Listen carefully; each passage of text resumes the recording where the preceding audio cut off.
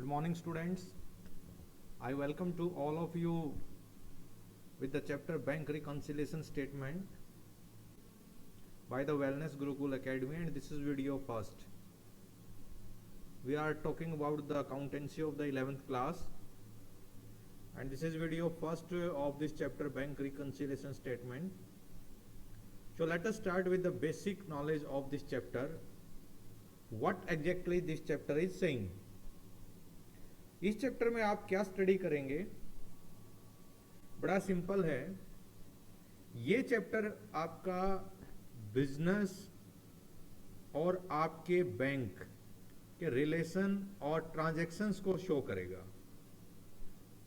यानी कि आप बिजनेस जो करते हैं, बिजनेस में जो आपको इनकम होगा या जो भी आपके पास मनी रिसीव्ड होती है, आप उसको बैंक में डिपॉजिट भी करते हैं और बैंक से उसको विड्रॉल भी करते हैं.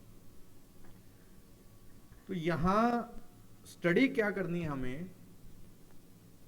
यहां ये स्टडी होगी कि कई बार क्या रहता है कि ड्यू टू सम रीजंस, कुछ कारण से जो बैंक में जो पैसा जमा करवाया है वो एक पर्टिकुलर टाइम के ऊपर वो अपडेट नहीं हो पाता है, और इनकी जो बैंक जो फाइनेंशियल डिटेल है और बैंक की जो डिटेल है वो मैच नहीं करती है.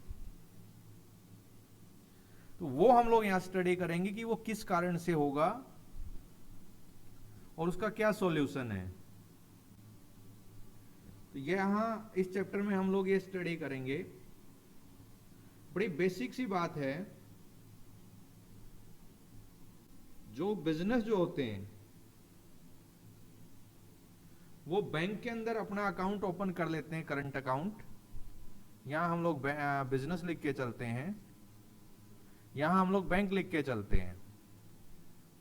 बिजनेस क्या करते हैं, अपना एक अकाउंट ओपन कर लेते हैं और बैंक के साथ जितने भी लेन देन बिजनेस करता है अपनी रोकड़ बही में एक बैंक का खाना अलग से बना लेते हैं. बिजनेस क्या, देखिए बिजनेस के अंदर क्या रहता है, वो अपना एक कैश लेजर बना के चलता है. कितना कहां से कैश आ रहा है, कहां जा रहा है, वो डिटेल बना के चलता है. उस डिटेल में वो एक अलग अलग से कॉलम बना लेता है बैंक. यानी बैंक से रिलेटेड जितनी भी ट्रांजैक्शंस होंगी वो अलग से यहां लिखी जाएंगी. इसी तरह से बैंक भी क्या करता है, जो बड़े बिजनेस हैं जिनका डेली का जो है आपका ट्रांजैक्शंस होता रहता है, तो उस कंपनी, मान लीजिए कंपनी का नाम है एबीसी लिमिटेड, तो एबीसी के लिमिटेड के नाम से बैंक भी जो है एक अपना कह सकते हैं खाता खोल लेता है और पर्टिकुलर एक इसका भी पेज बना लेता है. अब जैसे ही बिजनेस से बैंक में डिपॉजिट होगा, पैसा जमा करने के लिए जाएगा, तो कैश लेजर में भी लिख दिया जाएगा कि 50,000 रुपीज जो है वो बैंक में डिपॉजिट किया, और बैंक में भी यहां एंट्री हो जाएगी, भाई एबीसी लिमिटेड से 50,000 रुपीज रिसीव हुआ, यहां डिपॉजिट हुआ है. तो यहां भी एंट्री होती है, यहां भी एंट्री होती है. कई बार क्या होता है, ये तो टाइम गैप के चलते कि गैप, थोड़ा सा टाइम गैप हो, या उसका दूसरा कारण जो बनता है वो बनता है ह्यूमन एरर, मानवीय भूल. तो मानवीय भूल के चलते या समय के चलते कई बार ये मैच नहीं करता है. कैसे नहीं करता है, देखिए यहां 50,000 बैंक में डिपॉजिट हुआ, यहां भी 50,000 आपके अकाउंट में डिपॉजिट इन्होंने कर दिया. नेक्स्ट डे 30,000 आपने फिर बैंक में डिपॉजिट किया, वो यहां एंट्री हो गई. नेक्स्ट डे आपने 10,000 विड्रॉल किया, वो एंट्री यहां स्किप हो गई, नहीं हो पाई ड्यू टू ह्यूमन एरर. जब आप मंथ के एंड में इसको टैली करेंगे तो ये दिखाएगा 90 और ये दिखाएगा 80. तो ये मिसमैच है, जबकि मिसमैच नहीं होना चाहिए. जितना अमाउंट आप बैंक में जमा करवाएंगे या जितना अमाउंट आप बैंक से निकलवाते हैं वो आपकी, यानी कि आपकी कैश लेजर और इधर बैंक में जो आपका अकाउंट की डिटेल है, दे शुड बी मैच्ड. वो मिलनी चाहिए, वो उनका टोटल सेम आना चाहिए, जो कई बार नहीं आता. और न आने के उसके दो कारण है. नंबर एक उसके अंदर है टाइम गैप, और नंबर दो उसका है ह्यूमन एरर, इंसानिय गलती, मानवीय भूल. तो ये हम लोग स्टडी करेंगे कि क्या होता है और कैसे होता है और क्या सॉल्यूशन है।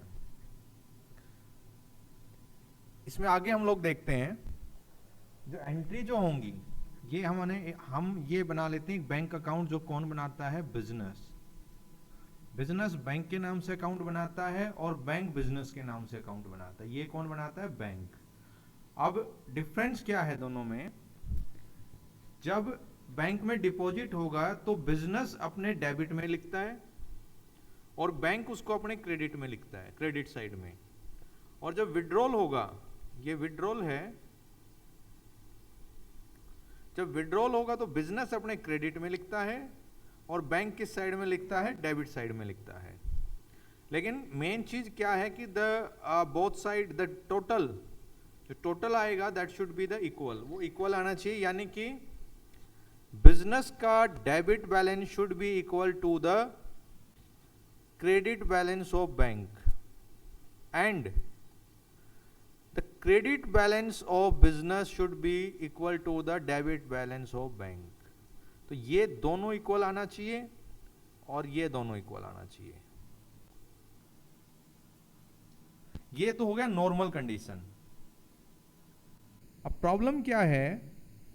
प्रॉब्लम ये है कि कई बार इक्वल नहीं आता है। सम ऑफ द टाइम्स गैप आ जाता है, 10,000, 20,000, 50,000, 1 लाख का गैप होता है between this one and this one. तो वो गैप किस वजह से होता है वो मैंने आपको बता दिया है। उसके 2 reasons are here, the time gap and the human error. तो वो हमें यहाँ स्टडी करने हैं कि ये दोनों गैप, ये जो गैप दोनों है, ये इनका डिटेल में स्टडी होगा कि कैसे करना है।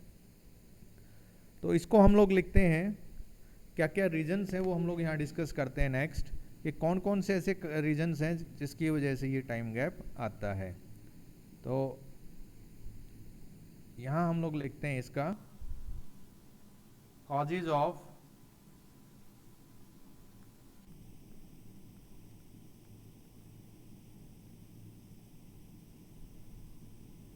differences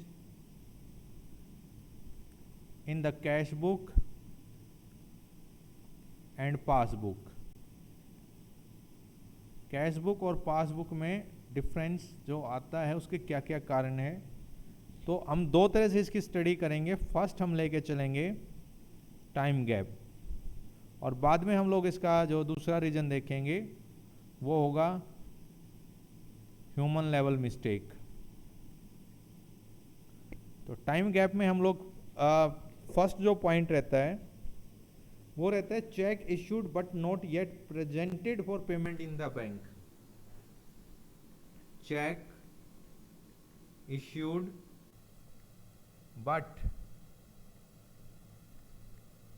not presented into the bank yet. अब देखिए इसमें क्या रहता है, ये किस वजह से गैप आता है। टाइम गैप का जो फर्स्ट रीजन है वो ये क्या कहता है, हम लोग एग्जांपल से इसको समझेंगे। हम बात कर रहे हैं the same company ABC limited की। ABC कंपनी ने क्या किया, आपको एक चेक इशू कर दिया 50,000 रुपीज़ का। डेट जो है उसकी वो आज की डेट है। मान लीजिए आज का डेट में 17 सितंबर में आपको चेक इशू किया है और वो अकाउंट पे ही चेक है। अकाउंट पे ही का मतलब ये हुआ कि चेक को कैश होने में 3 से 4 दिन का समय लगता है।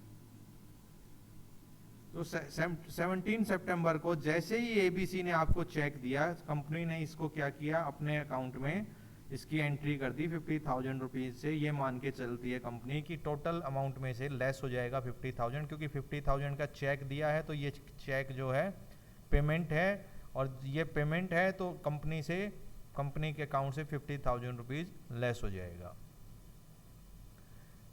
17 को आपने चेक इशू किया है, कंपनी ने आपको चेक इशू किया है और 18 को बैंक ने आपको स्टेटमेंट भिजवा दिया, प्रोवाइड किया। उस स्टेटमेंट के अंदर 50,000 का गैप आना श्योर है, क्योंकि चेक कैश होने में 3 दिन लगेगा। बैंक ने अभी आपका लेस नहीं किया है 50,000, क्योंकि अभी बैंक में वो कंपनी जो जिसको दिया गया था क्रेडिटर, उसने अभी बैंक में प्रेजेंट नहीं किया है, अपने पॉकेट में डाल रखा है, लेकिन आपने उसको लेस कर दिया है। तो जब आपका बैंक स्टेटमेंट आएगा तो आपकी कैश बुक और पासबुक मैच नहीं करेगी, वो 50,000 का डिफरेंस शो करेगी।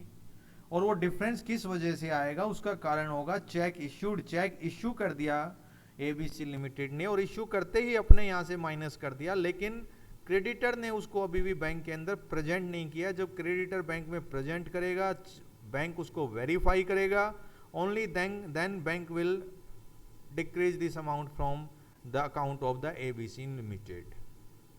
तो ये गैप आने का जो रीजन है वो है टाइम गैप, समय के चलते, क्योंकि 3 दिन लगते हैं, 4 दिन लगते हैं और ज्यादा भी लग सकते हैं। पार्टी ने अभी उसको नहीं दिया है। जनरली क्या रहता है कि कोई भी पार्टी चेक को विद इन 90 डेज प्रेजेंट कर सकती है।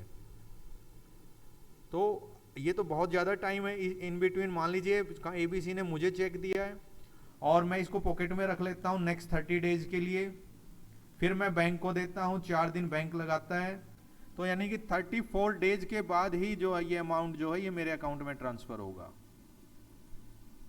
और in between with in 34 days अगर बैंक स्टेटमेंट निकल जाता है तो क्या होगा, 50,000 का गैप शो करेगा।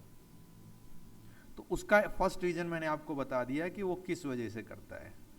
सेकंड, हम अगर बात करें इसके अंदर बी पार्ट की, we are talking about the B part. Cheque paid into the bank for collection but not yet credit by the bank. Cheque paid into the bank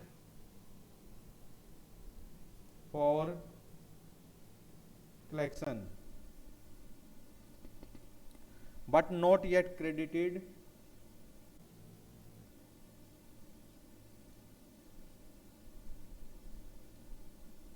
by bank। ये second जो point है ये first point का reverse है। यहां ABC limited ने किसी creditor को चेक इश्यू किया था, यहां एबीसी लिमिटेड को कोई डेटर चेक दे रहा है, पे कर रहा है। तो आप अगर एबीसी लिमिटेड के आप फाइनेंशियल आप अकाउंटेंट हैं, तो जैसे ही चेक आपको मिलेगा आप उसका एंट्री कर देंगे कि चेक मिला, और अपनी जो कैश लेजर है वहां 50,000 रुपीज एंट्री कर देंगे और इस बैंक को इस चेक को बैंक में भेज देंगे कैश होने के लिए। लेकिन बैंक हो सकता है ड्यू टू एनी रीजन, उसके बहुत से रीजन है जो हम लोग डिस्कस करेंगे। अभी यही लेके चलते हैं कि अकाउंट पे ही है और अकाउंट पे ही होने की वजह से 3-4 दिन का तो कम से कम गैप लग जाता है। यह भी पॉसिबल है कि चेक बाउंस हो जाए।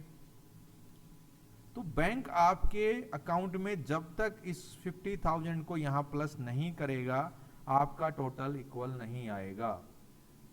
वही कंडीशन हम लोग फिर करते हैं, दैट सेम डेट द 17 सितंबर, आपने 17 सितंबर को चेक मिला और आपने उसी दिन बैंक में दे दिया। इन बिटवीन 18 सितंबर को आपकी बैंक स्टेटमेंट आपको मिल गई। बैंक स्टेटमेंट इस 50,000 रुपीज को यहां आपने तो एंट्री कर दी, वो यहां एंट्री नहीं मिलेगी। तो क्या होगा, 50,000 रुपीज का गैप आ जाएगा। कहने की बात यह है कैश बुक और पासबुक के अंदर दोबारा से डिफरेंस आ जाएगा, और उसका रीजन क्या होगा, cheque paid into the bank for collection but not yet credited by the bank. Company को चेक पे किया, वो बैंक में कलेक्शन के लिए भेजा, लेकिन अभी तक बैंक ने उसको क्रेडिट नहीं किया है। कंपनी ने अपने अकाउंट में उसको एंट्री कर ली, अभी बैंक की एंट्री करनी बाकी है। इन बिटवीन स्टेटमेंट आपको मिल गई और उस स्टेटमेंट के अंदर ये जो गैप है 50,000 का, ये डेफिनेटली आपको वहां मिलेगा, और उसका रीजन आपको बता दिया है। तो ये 2 बातें हैं। अब हम तीसरी बात करते हैं। तीसरा है cheque paid into the bank for collection but dishonored by the bank।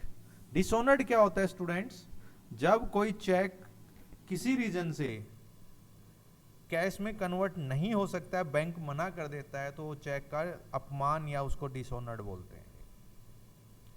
The same company ABC limited, आपको डेटर से चेक रिसीव हुआ है 50,000 रुपीज का, आपने उसको अपने कैश लेजर में एंट्री दिखा दी, रिसीव्ड 50,000 रुपीज, और बैंक में उसको भिजवा दिया कैश करने के लिए।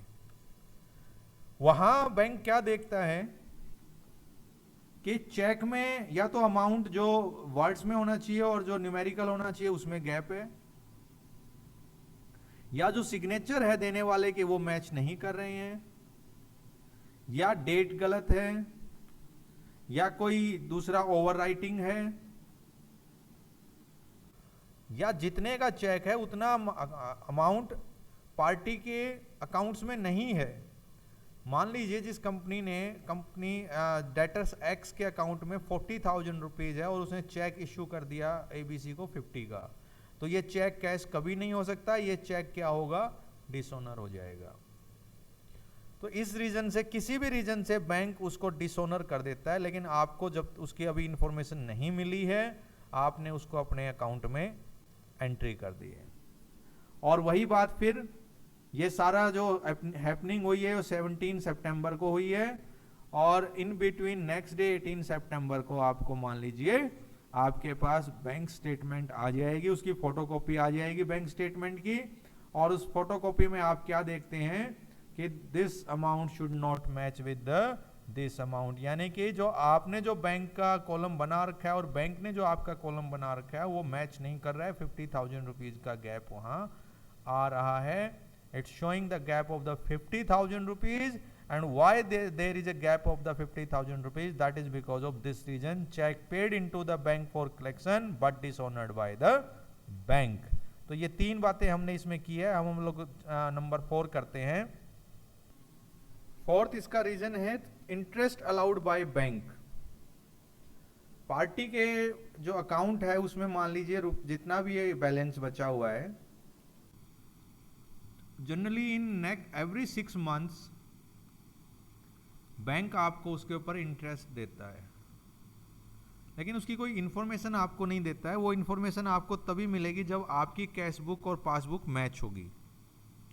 तो मान लीजिए आपके अकाउंट में पैसे थे और उस पैसे के ऊपर आपका 5,000 रुपीज इंटरेस्ट बनता है, तो बैंक ने आपको 5,000 रुपीज इंटरेस्ट पे कर दिया। ये इधर हम लोग नहीं लिख रहे हैं, बैंक साइड हम लोग लिख रहे हैं 5,000 रुपीज आपके अकाउंट में ऐड हो गए हैं कि ये एज ए इंटरेस्ट बैंक ने आपको इंटरेस्ट अलाउ कर दिया है। लेकिन क्योंकि आपको उसकी इंफॉर्मेशन नहीं है तो आप क्या कर रहे हैं, आपने उसकी एंट्री यहां 5,000 रुपीज से नहीं की। होगा क्या, when you received the bank statement there will be a gap, there will be a difference of 5,000 rupees. Bank आपकी पासबुक तो 5,000 रुपीज शो करेगी, लेकिन आपकी जो कैश बुक है वो आपकी 5,000 रुपीज शो नहीं करेगी। तो ये गैप आ जाएगा, और उस गैप की वजह क्या है, बैंक ने आपको इंटरेस्ट दिया है, जिस इंटरेस्ट की जिस ब्याज की आपको अभी सूचना नहीं है, वो आपको कब होगी, जब आप इसकी स्टेटमेंट निकालेंगे और आपको इस गैप का पता चलेगा। तो ये फोर्थ रीजन है कि हमारी कैश बुक और हमारी पासबुक का मैच, जो बैलेंस है वो मैच ना कर पाई। नेक्स्ट हम लोग बात करते हैं नंबर 5 की। Interest charge by the bank as overdraft, on overdraft. Interest charged by the bank on overdraft. अभी ओवरड्राफ्ट क्या है पहले हम लोग ये डिस्कस करते हैं। आपके अकाउंट में, आप एक अच्छे कस्टमर हैं, आपके अकाउंट में एक पर्टिकुलर डे में 40,000 रुपीज डिपॉजिट है, बैलेंस है, और आप किसी पार्टी को 60,000 रुपीज का चेक इशू कर देते हैं।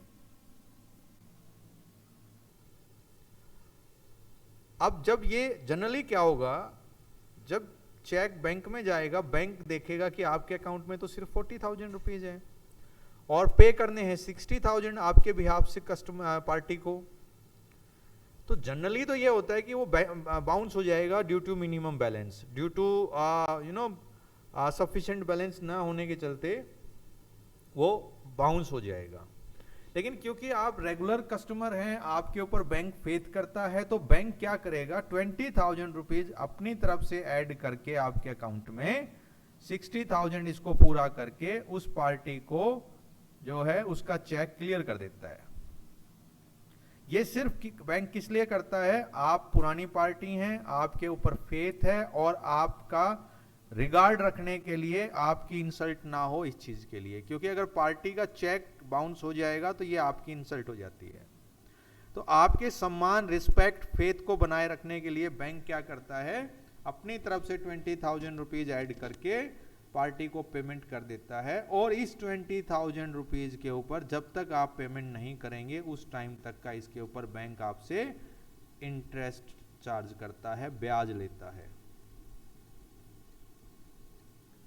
अब वही हम लोग अब पॉइंट पे आते हैं, interest charge by the bank on overdraft. दो कंडीशन है, ये हमारी कैश लेजर है और ये यहां बैंक है। अब बैंक ने आपसे इंटरेस्ट चार्ज किया तो यानी कि आपके अकाउंट में जो भी बैलेंस होगा उसमें से अपने इंटरेस्ट के 4,000 रुपीज बैंक क्या करेगा, माइनस कर देगा। लेकिन आपको उसकी सूचना नहीं है। जनरली सूचना तभी मिलती है जब आप स्टेटमेंट निकलवाते हैं। तो होगा क्या, कैश बुक और पासबुक का बैलेंस मैच नहीं करेगा। आप मान लीजिए आप यहां शो कर रहे होंगे, आपको अज्यूम कर रहे होंगे कि मेरे अकाउंट में 5 लाख रुपीज है, जबकि रियल में आपके अकाउंट में 4,96,000 रुपीज होंगे। 4,000 रुपीज बैंक ने एज इंटरेस्ट ओवर ड्राफ्ट पे चार्ज कर लिया, जो आपको आपकी नॉलेज, मतलब हम कह सकते हैं कि हमें याद नहीं रहता है, हमें नहीं पता होता कि ऐसा और इस टाइम पे हो रहा होगा। तो ये 5 लाख और 496 की जो गैप है, इस गैप की वजह क्या है, interest charge by the bank on overdraft. और ओवरड्राफ्ट क्या है वो मैंने आपको यहां बता दिया है। 6 पॉइंट इसका है, बैंक चार्जेस और commission charged by the bank. As like the 5th point क्या होता है कि बैंक जो आपके लिए इतने काम करता है तो बैंक उसकी फीस लेता है, और वो फीस या वो कमीशन जो आपके अकाउंट से, मान लीजिए वो 2,000 रुपीज बनता है, बैंक ने आपके अकाउंट में आपके टोटल अमाउंट 5 लाख रुपीज में से वो लेस कर दिए। तो according to bank statement you have 4,98,000। But आपको क्योंकि उसकी इंफॉर्मेशन नहीं है तो आप क्या करेंगे, आप यहां शो कर रहे होंगे 5 लाख रुपीज। तो ये गैप आ गया। ये गैप की वजह क्या है, बैंक चार्ज और कमीशन। ये इसका छठा रीजन हो सकता है। नेक्स्ट हम इसके अगर रीजन की बात करें, direct deposit by bank, direct deposit by customers into the bank. Direct deposits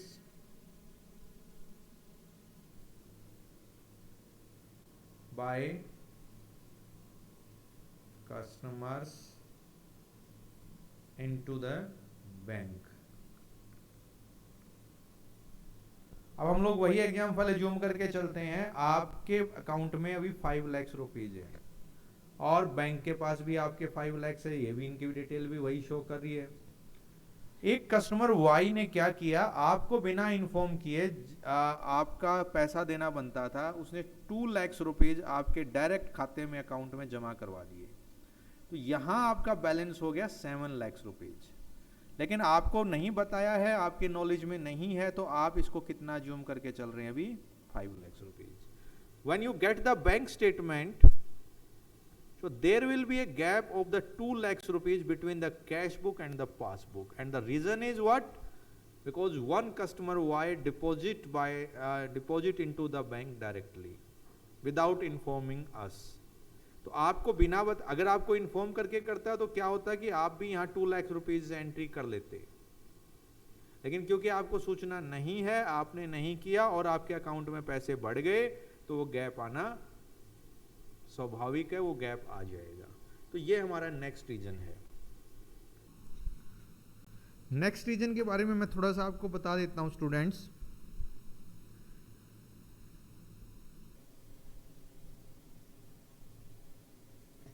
उसमें ये है कि बैंक सिर्फ हमारे पैसे को जमा करना या हमें पैसा देना, लोन देना, या हमें हमारे डिपॉजिट या हमारे लोन पे इंटरेस्ट चार्ज करना या इंटरेस्ट पे करना, ये सिर्फ बैंक का काम नहीं है। बैंक एक बिजनेस के लिए, जो एक रेगुलर बिजनेस है, जो एक रेगुलर कस्टमर है, उसके लिए बहुत से दूसरे काम भी करता है। लाइक आपका आपका जो आपने कहीं शेयर मार्केट में पैसा लगाया हुआ है, वो डिविडेंड भी कलेक्ट करता है। आपके लिए किसी पार्टी से इंटरेस्ट भी कलेक्ट करता है। तो बहुत सी चीज़ें हैं बैंक जो है। बैंक एक तरह से आपके अकाउंटेंट और कैशियर का काम भी करता है, बट कंडीशन है आप रेगुलर कस्टमर हो, आप एक बड़े कस्टमर हो, बैंक के साथ आपके रिलेशन हो, आपका और बैंक का एक दूसरे के ऊपर फेथ हो। तो उस केस में क्या रहता है कि बैंक ने मान लीजिए कहीं से आपके लिए डिविडेंड कलेक्ट किया है 10,000 रुपीज, लेकिन आपको तो नहीं पता है, तो आप तो मान के चलेंगे मेरे अकाउंट में 5 लाख रुपीज है, लेकिन बैंक के तरफ से यानी बैंक की उसमें आपके अकाउंट में 5 लाख 10,000 रुपीज है।